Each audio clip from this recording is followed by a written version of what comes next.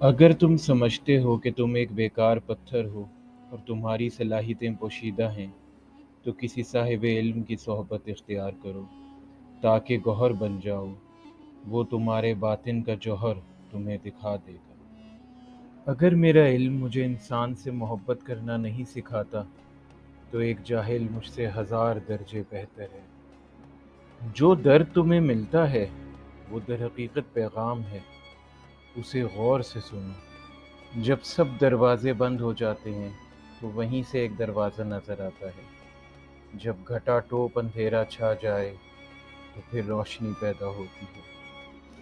خود پسندی تباہی ہے، ہر شے اللہ کی عطا کردہ ہے، خود پسندی سے اجتناب کرو۔ کسی کی غلطی پر اسے شرمندہ کرنے کی بجائے اسے معاف کر دینا چاہیے، اس کی اصلاح کی کوشش کرنی چاہیے، اس انداز سے کہ وہ شخص شرمندگی بھی محسوس نہ کرے۔ دلوں کو منور کرنے کے لیے خوش الحانی بہت ضروری ہے۔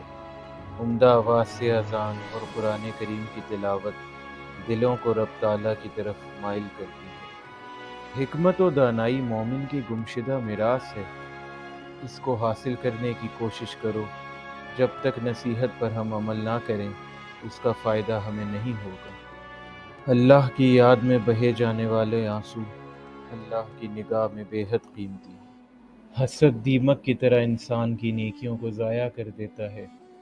رسول اکرم صلی اللہ علیہ وآلہ وسلم کا ارشاد پاک ہے کہ حسد سے بچ کر رہو، کیونکہ یہ اس طرح نیکیوں کو کھا جاتا ہے جیسے آگ لکڑی کو کھا جاتی ہے۔